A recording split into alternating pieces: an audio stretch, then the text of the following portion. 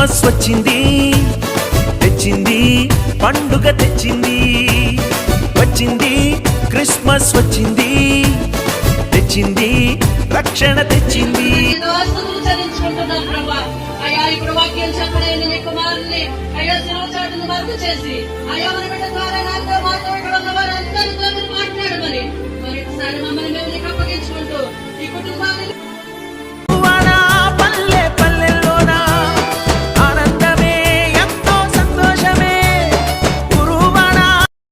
పరలోకములోంచి పరలోకములో ఉన్న సైన్య సమూహాలన్నీ కూడా దేవుణ్ణి స్తుతిస్తున్నాయి. ప్రియులారా, మనం ఆలోచన చేస్తే కనుక ఈ క్రిస్మస్ అనగానే మనకి ఏం గుర్తు రావాలంటే స్తుతి గుర్తు రావాలి. ప్రతిరోజు మనం దేవుణ్ణి స్తుతించేవారంగా ఉండాలి. ప్రతిరోజు దేవుడికి కృతజ్ఞతలు మనం చెల్లించేవారంగా ఉండాలి. హల్లెలూయా హల్లెలూయా. చూడండి ప్రియులారా, క్రిస్మస్ అంటే స్తుతించే పండుగ మొట్టమొదటి.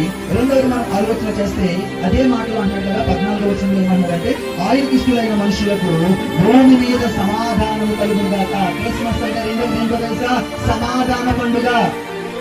ఈ రోజు ప్రియులారా, ఏ మనిషి జీవితంలో చూసినా, ఈ రోజు ఎవరి గృహాల్లో చూసినా ఏముండట్లేదంటే సమాధానం ఉండట్లేదు. ఈ రోజు ఎవరి జీవితంలో చూసినా త్రాగుబోతు భర్తల వల్ల సమాధానం ఉండట్లేదు, కుటుంబ కలహాల వల్ల సమాధానం ఉండట్లేదు. ఎక్కడ చూసినా అసమాధానము, అశాంతి, నెమ్మది లేనితనము. యేసు ప్రభు ఎందుకు ఈ లోకానికి వచ్చాడంటే నీకు నాకు సమాధానాన్ని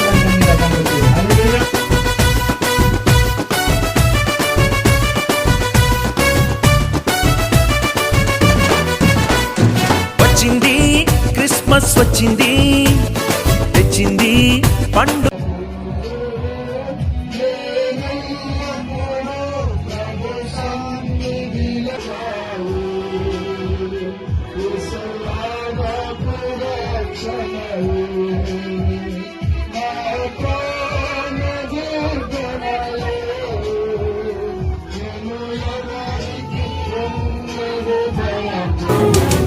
దావీదు పట్టణములో, బెత్లెహేము గ్రామములో, కన్య మరియ గర్భమునందు బాలునిగా జన్మించెను.